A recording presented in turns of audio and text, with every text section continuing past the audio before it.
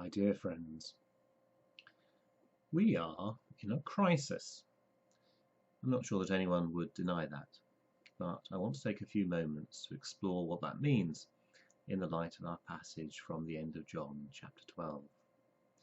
The second part of verse 47 is an echo of the verse from chapter 3 that I spoke about a few times ago, from 3:17.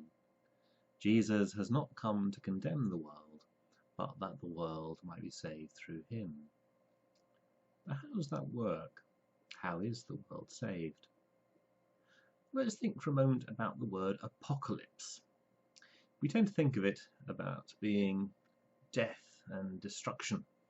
So in that sense, we might look at the economic devastation being wrought around us and say that our economy has suffered an apocalypse.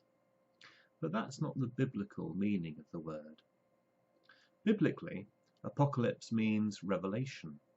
Think of it as the drawing back of a curtain at the beginning of a play that shows us what is going on. So an apocalypse is all about seeing clearly, seeing the truth. Now, there is a link with that theme of economic devastation. I'm quite fond of a comment that the famous American investor Warren Buffett once said. He said that in economic bad times, it's like when the tide goes out and then you can see who's been swimming naked. In an apocalypse, we see the underlying truth that had previously been hidden. Which brings me back to the word crisis. For the word and concept as used in John's Gospel in the whole New Testament, it's the same word that's used for judgment. A crisis is something that puts us on the spot. It forces us to choose. It is the time of trial.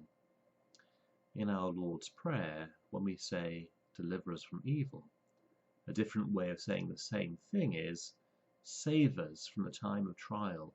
Please don't put us to the test. Don't inflict a crisis upon us." And we say that because we are afraid of what we might discover about ourselves when we are put to the test, when we try to navigate through a crisis. The thing is, the crisis, the apocalypse, reveals the truth, and the truth will set us free. At this point in John's Gospel, his public ministry has come to an end, finishing with the climax of raising Lazarus from the dead. And Jesus is here saying, look, you've now seen who I am. I am the crisis of the world. I am the apocalypse. Those who reject him reject the one who sent him, and so they are condemned.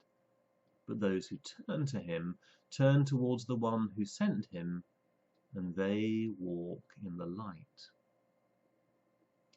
The next time that the people of Jerusalem see Jesus in this gospel, they're calling for him to be crucified.